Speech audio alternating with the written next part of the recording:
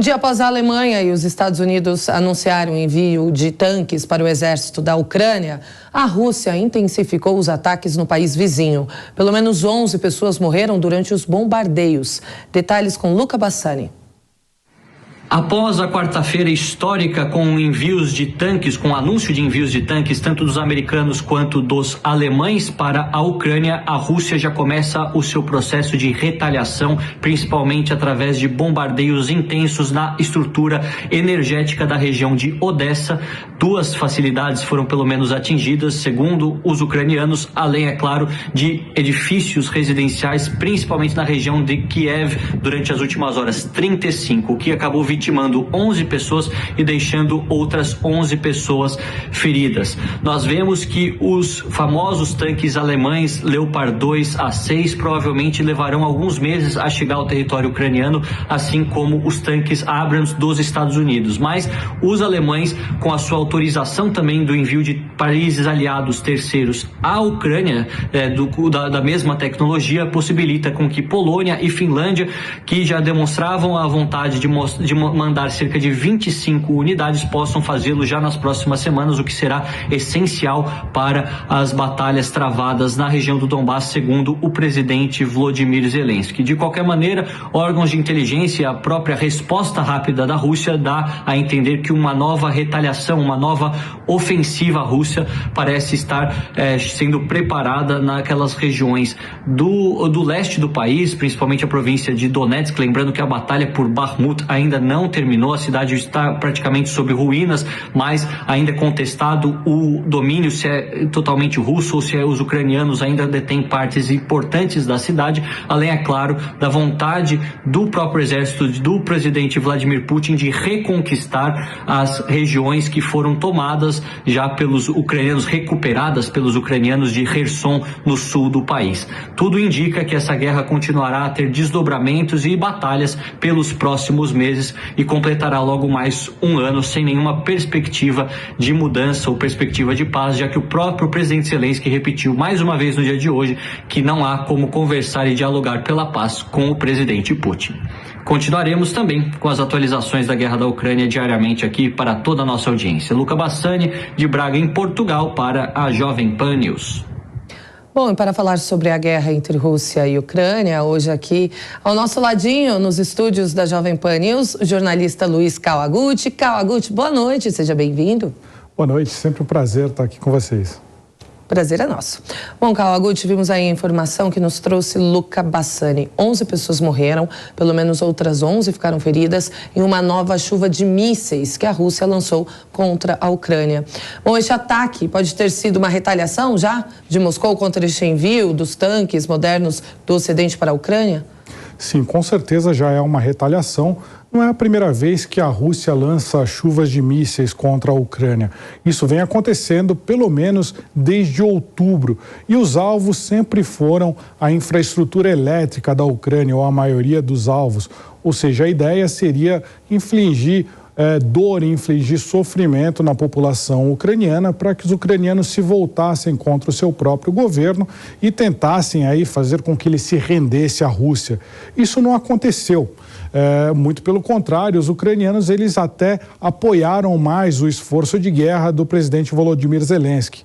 Mas dessa vez, uma coisa que chamou a atenção nessa chuva de mísseis, pelo menos 55 mísseis foram disparados contra o território ucraniano, é que esses mísseis atingiram muitas residências, muitas casas de ucranianos. Foram pelo menos 35 residências que foram atingidas. Isso não é normal, a gente estava até vendo nas últimas chuvas de mísseis, já foram dezenas até agora, um certo cuidado da Rússia em se focar mais nesses alvos, em alvos militares e nos alvos relacionados aí à infraestrutura elétrica do país. O que a gente vê é que, de fato, parece ser uma resposta pelo envio desses tanques, e a Rússia vem falando outra coisa, ela vem escalando a retórica também. Ela vem dizendo que esse envio de tanques modernos, tanques pesados para a Ucrânia, seria aí uma participação direta da OTAN, a aliança militar liderada pelos Estados Unidos. Então, ou seja, esse é um discurso tanto para o público interno da Rússia, para dizer, olha, nós não estamos conseguindo entregar muitos resultados da guerra, porque estamos guerreando contra a OTAN inteira, contra todo o Ocidente. Esse é o discurso que a Rússia faz para o seu público interno, e tem o discurso externo, que é essa escalada da retórica. Diz, agora que vocês estão mandando tanques de batalha, tanques pesados, a sigla em inglês é Main Battle Tanks, ou tanques principais de batalha, então quer dizer que é um envolvimento direto. Se a OTAN está se envolvendo diretamente, nós podemos usar mais violência nessa guerra. Esse é o recado nas entrelinhas. Agora, Kawaguchi, a gente trouxe ontem, né, as informações, a ficha ali desses tanques, o Abrams, o Leopard também, né, tanques que vêm dos Estados Unidos, também da Alemanha, mas o número de tanques que vão para a Ucrânia, né, que serão fornecidos à Ucrânia, é um número suficiente? Quantos tanques seriam necessários para, de repente, mudar o rumo da guerra? Então, essa informação, ela está dividindo os analistas militares. Alguns, principalmente analistas britânicos, eles dizem que para você mudar de fato o rumo da guerra, você teria que ter entre 300 e 400 desses tanques pesados ocidentais. A gente teve aí os Estados Unidos prometendo 31, 31 dos modelos Abrams americanos, a Alemanha prometendo 14, e a gente tem mais 14 Challengers 2 que são do governo britânico. Como o Luca mencionou, teria aí mais 25, provavelmente vindo da Polônia e da Finlândia. Isso, a princípio, significa que são menos de 100 tanques, quando necessário seria de 300 a 400. Mas, na verdade, o que está se tornando cada vez mais claro é que esses tanques eles não vão ser usados numa ofensiva para retomar território que a Rússia já conquistou. Mas sim, o Ocidente está temendo que a Rússia faça uma nova ofensiva, tente conquistar mais território, e esses tanques eles seriam usados na defesa contra essa ofensiva. A Rússia usa, a maioria dos tanques que ela usa, tanto a Rússia quanto a Ucrânia, são chamados T-72. São tanques de design ainda da era soviética. Acredita-se que um desses tanques modernos, como o Abrams, como o Leopard, ele equivaleria no campo de batalha a 3 ou 5 tanques da Rússia. Então, por exemplo, um Abrams poderia equivaler a 5 tanques da Rússia. E se a gente levar em conta que eles seriam usados em operações de defesa, você precisa de um número de tropas atacando pelo menos 3 vezes maior do que as tropas defendendo um determinado território. Então, nesse sentido, pode ser que esse envio de tanques agora, ele seja uma tentativa de que a Rússia não consiga lançar uma esperada ofensiva aí que estaria marcada para acontecer entre março e abril, que é exatamente o período que está se prevendo que os tanques ocidentais pesados cheguem também nesse período entre março e abril. A gente tem que ver agora quem que vai ser mais rápido de mandar o Ocidente mandando os seus tanques ou a Rússia lançando a sua grande ofensiva. Ô Kawaguchi, a gente está falando sobre esses tanques que estão chegando para a Ucrânia, mas como que está a condição dos tanques da Rússia? A gente sabe que eles já perderam bastante aí destes carros de combate. Eles têm uma reserva? Qual é a situação da Rússia do outro lado, né? A gente não sabe dizer exatamente qual que é o inventário de tanques do lado da Rússia. A gente sabe que a Rússia já perdeu, entre tanques destruídos, avariados, que podem ter sido consertados ou não, abandonados ou capturados pelos ucranianos, mais de 8.800 tanques. Especialistas militares dizem que eles vão ter uma grande capacidade ainda de continuar enviando esse tipo de tanque, os T-72. Eles ainda têm muitos em seu estoque, não se sabe exatamente quantos ainda. Mas também tem outros tanques mais modernos, inclusive tanques que seriam equivalentes aos novos tanques ocidentais que estão sendo enviados, equivalentes aí ao Abrams, ao Leopard 2, que seriam aí os T-90 ou ainda tanques chamados de Armada, que ainda não apareceram no campo de batalha.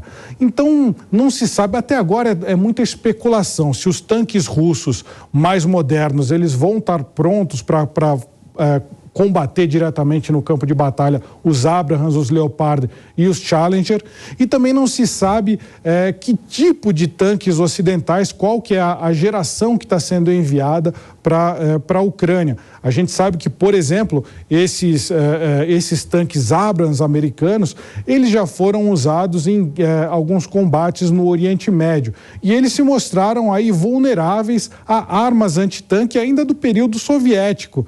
Então, muito se tem de propaganda dos Estados Unidos falando que os seus tanques são praticamente invulneráveis, mas alguns deles aí foram destruídos por equipamentos até relativamente simples, mas por enquanto tudo isso são especulações de analistas militares. A gente só vai saber de fato o que vai acontecer quando esses tanques se enfrentarem no campo de batalha. A gente está falando desse combate terrestre, mas como dissemos ontem aqui no Fast News, a Rússia tem essa grande vantagem do combate aéreo que a Ucrânia não tem e tanto pede ajuda da OTAN, dos países do Ocidente. Exatamente, porque quando um tanque ataca, ou não mas um esquadrão de tanques, ele precisa de apoio aéreo. Por quê? Porque os tanques eles são muito vulneráveis, principalmente a helicópteros e principalmente a aviões de caça.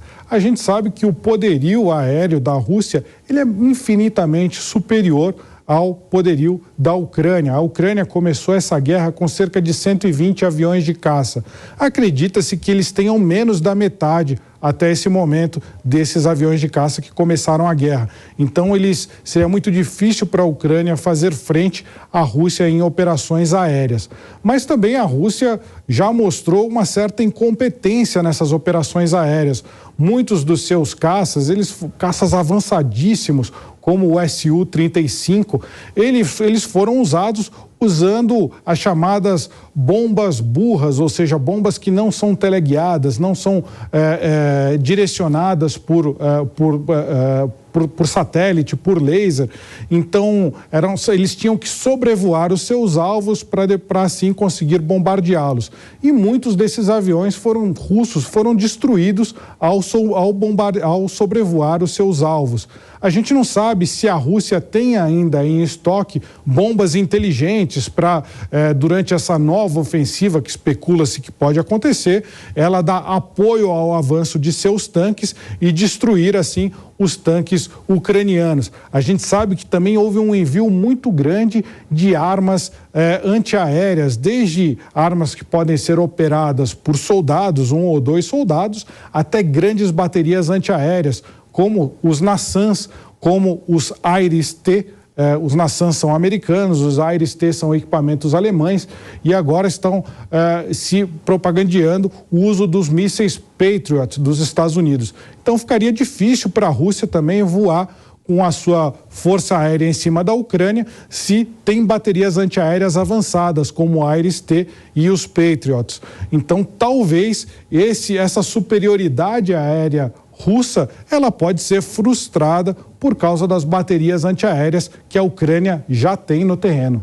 Agora, Cal, a Alemanha ter enviado, estes tanques para a Ucrânia, como é que fica a situação da Alemanha com a Rússia? Essa é uma questão complicada. O chanceler alemão, Olaf Scholz, ele estava muito reticente em enviar esses tanques de batalha e também autorizar que outros países enviem, porque o fabricante é a Alemanha. Para que outros países como a Polônia e a Finlândia consigam mandar esses tanques para a Ucrânia, eles precisam de autorização dos fabricantes. Existe uma série de acordos para que essa tecnologia não caia na mão dos inimigos de quem as produziram. E o Olaf Scholz, o chanceler alemão, ele estava muito reticente em autorizar isso e ele só se sentiu motivado a não só autorizar que os outros países enviem esses tanques, como também enviar os seus próprios tanques. Eles prometeram 14, só depois que o governo americano anunciou que enviaria os seus próprios tanques, os seus próprios Abrams, 31 tanques Abrams. Então existia aí um certo tabu em enviar esse tipo de tanque pesado, porque a Alemanha, ela nunca foi tão entusiasta dessa guerra. Se a gente comparar a Alemanha com países da União Europeia, só que mais do leste, a Alemanha foi totalmente prejudicial para ela, porque a Alemanha dependia das fontes de energia, do gás que vinha barato da Rússia. Com o corte desse gás, todo o modelo econômico alemão que se baseava em fontes de energia mais baratas, ele está ruindo. Tem muitas empresas alemãs que estão saindo do país. Então, para a Alemanha não é muito vantajosa essa guerra. Tem a questão ideológica, que tem o chanceler Scholz, ele já deu entrevistas falando que nenhum país pode ser considerado quintal de outro país. Então tem uma motivação ideológica muito grande. Só que na parte econômica a Alemanha perde muito. Então eles estão numa espécie de impasse. Eu aproveito para convidar o telespectador para ver essa questão dos tanques. Eu fiz um vídeo que tem no meu canal do Instagram, que é Kawa, K-A-W-A, repórter, e coloquei ali entre ontem e hoje explicando direitinho essas diferenças entre os 3 tanques ocidentais. Convido todo mundo a dar uma olhada lá. Mesmo. Bom, Kawa, e aí eu queria a sua percepção, você que está acompanhando essa guerra desde o início, guerra que completou 11 meses, para você, Vladimir Putin, ele cometeu erros ao longo desta guerra? Eu digo não só de logística, né? Eu sei que ele já sabia que ele sofreria sanções, então tem essa questão econômica, mas será que ele imaginava que seria assim tão difícil de dominar a Ucrânia, ou ele achou que fosse mais rápido? Enfim, qual a sua avaliação a respeito do desempenho de Putin? Eu acho que a gente pode ver por 2 lados. Um deles, com certeza, ele cometeu um erro ao subestimar a capacidade de reação da Ucrânia. Para vocês terem uma ideia, quando as primeiras tropas russas invadiram o território ucraniano em 24 de fevereiro, um comboio até que ficou famoso, porque tinham dezenas de quilômetros de blindados se movendo numa estrada em direção à capital ucraniana, Kyiv. Junto com esses blindados tinham caminhões de transporte de tropas e mantimentos. Eles praticamente não levaram comida e bebida para ficar muito tempo na estrada, porque eles achavam que em menos de um dia eles já estariam dentro da capital ucraniana, que os ucranianos iam se render facilmente. Pra você ter uma ideia, até fardas de gala foram levadas nesse primeiro comboio, porque eles achavam que eles iam desfilar com seus uniformes brilhando ali na capital ucraniana algumas horas depois do início da invasão. Já tem mais de 11 meses de guerra e eles não conseguiram entrar em Kyiv. É claro que eles já conseguiram várias vitórias militares. Eles chegaram, no momento, a ter quase 20% do território ucraniano em suas mãos. Agora, bem menos que isso depois das contraofensivas.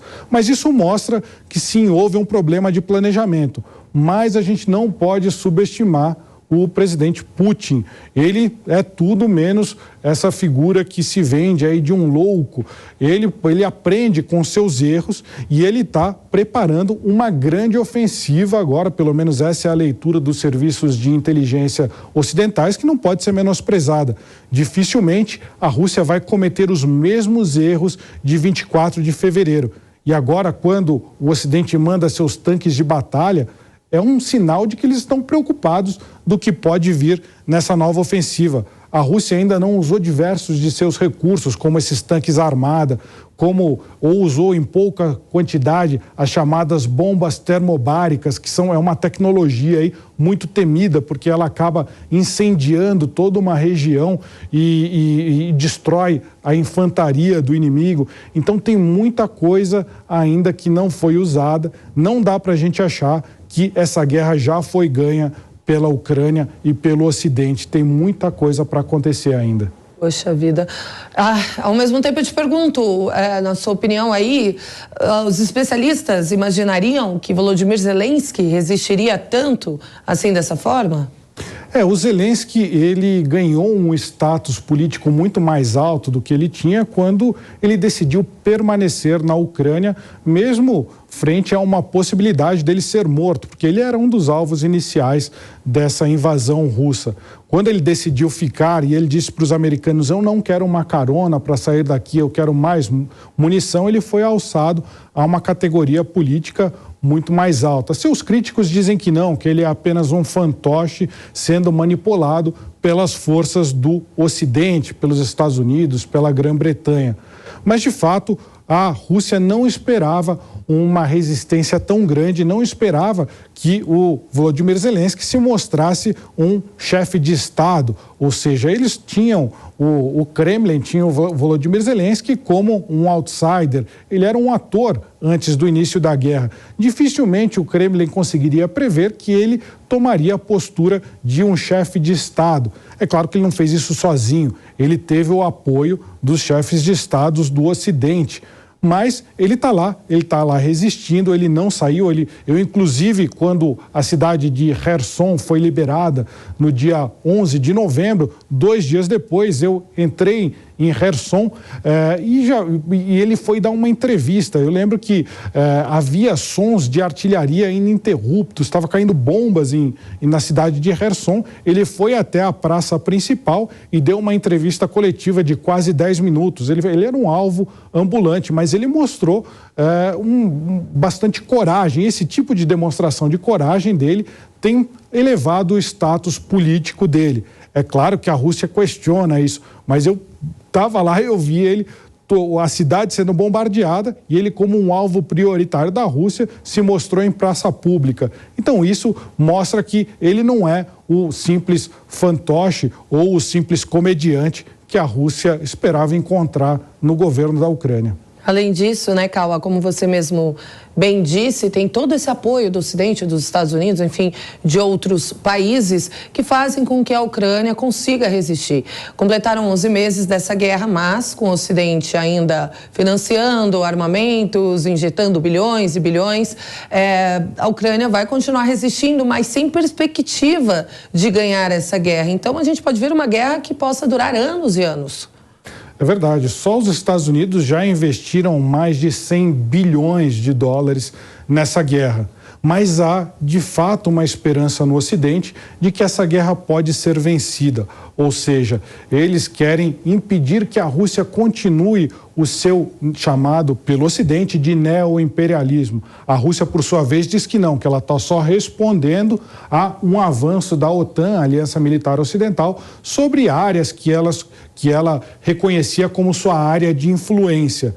Mas eu chamo de novo o discurso do chanceler alemão Scholz. Ele diz: nenhum país pode ser considerado quintal de outro país, nenhum país deve ser subserviente a outro país.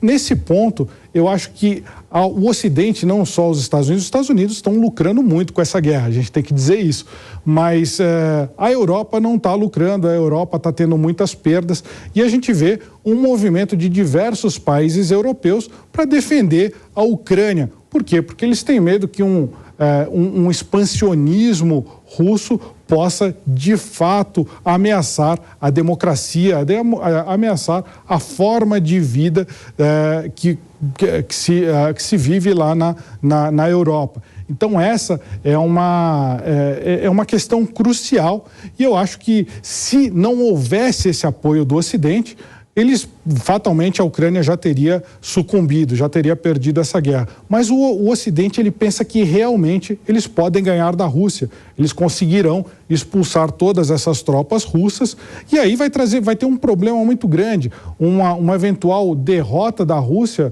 pode causar aí problemas internos, até guerra civil dentro da Rússia. E um país que tem armas nucleares ser varrido aí por guerra civil ou ter uma queda de regime, é claro que essa é a visão do Ocidente, isso pode tornar o mundo ainda mais perigoso. Quem que vai controlar essas armas nucleares se a Rússia perder e tiver uma queda do regime Putin? Mas isso são especulações. O presidente Putin ainda está muito forte na liderança da Rússia, é muito cedo para falar em queda do regime Putin, mas o Ocidente realmente nutre essa esperança.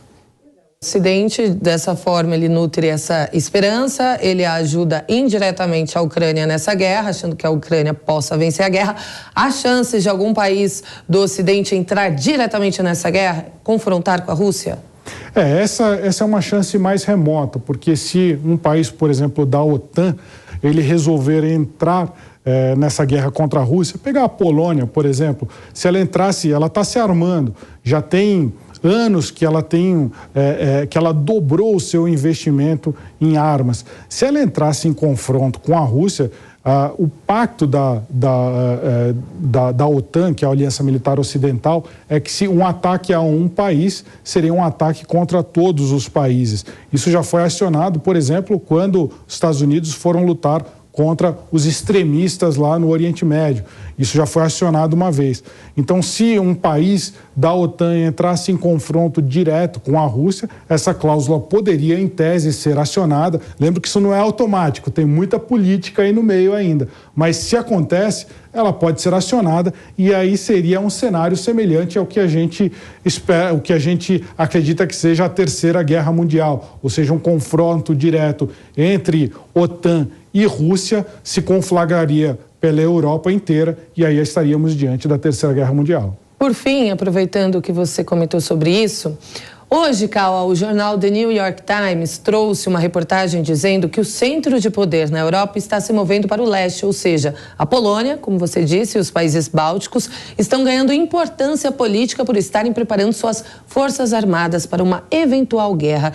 Isso quer dizer o quê, Cauã? Que a França e a Alemanha estão perdendo influência em Bruxelas? Enfim, sua análise, por favor. Essa é uma reportagem bastante interessante porque ela reflete uma posição da Alemanha e da França, na verdade. Eles falaram que o eixo de poder político, ele está rumando em direção ao leste. Ou seja, você tem os países da União Europeia, todas as decisões saem ali de Bruxelas, onde fica a Comissão Europeia, onde fica o Parlamento Europeu. Até agora, quem dá as cartas quem continua dando as cartas na União Europeia é a Alemanha, que é a principal economia, a principal potência. A gente tinha o Reino Unido até um tempo atrás, até o Brexit, até a saída da União Europeia, mas agora a gente está falando especialmente de Alemanha e de França. Esses dois países, por serem as maiores economias, serem os maiores poderes aí tecnológicos e as populações com maior poder aquisitivo, são eles que dão as cartas na política, eles que definem como a União Europeia tem que se comportar.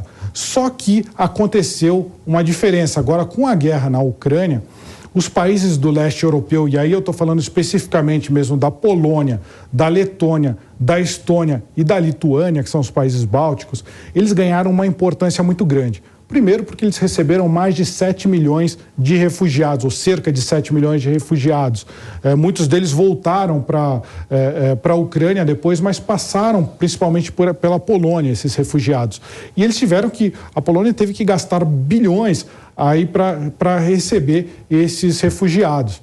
Fora isso, eles aumentaram a sua, já há um tempo atrás, já há muitos anos, países como França e Alemanha não vinham investindo em poder bélico porque tinham certeza que os Estados Unidos sempre iam protegê-los.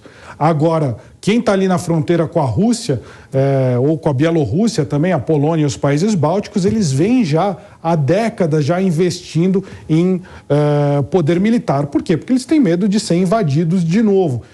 A Polônia, por exemplo, já foi abandonada à sua própria sorte na Segunda Guerra Mundial, mesmo sendo a principal aliada do Reino Unido e da França. Ela não quer que isso aconteça de novo. Ela está lá, eu faço parte da OTAN, mas não tenho certeza absoluta que eles vão vir me socorrer se eu for atacado. Por isso eles aumentaram o seu poderio militar. E quando começou a guerra da Rússia com a Ucrânia, eles foram os países que agiram mais rápido. Eles tomaram medidas, eles acolheram os refugiados, eles fizeram um discurso até mais bélico contra a Rússia, enquanto a França e a Alemanha ficaram boquiabertos e ficaram sem ação nenhuma. Enquanto França e Alemanha estavam decidindo o que fazer, a Polônia e os países bálticos já estavam tomando ações concretas. Isso deu um prestígio político muito grande para esses países. Não significa que o centro de poder ele já mudou da França e da Alemanha para os países do leste, isso não aconteceu ainda, talvez nem aconteça, mas que a Polônia e os países bálticos têm uma influência política muito maior, tem até as suas questões internas estão sendo tratadas com mais respeito lá em Bruxelas. Então eles ganharam, da mesma forma que o Zelensky ganhou um status de estadista, esses países do leste europeu agora estão sendo ouvidos de fato dentro da União Europeia. Jornalista Luiz Kawaguchi, obrigada, Kawa, mais uma vez aqui pelos esclarecimentos. Boa noite, bom descanso para você. Muito obrigado.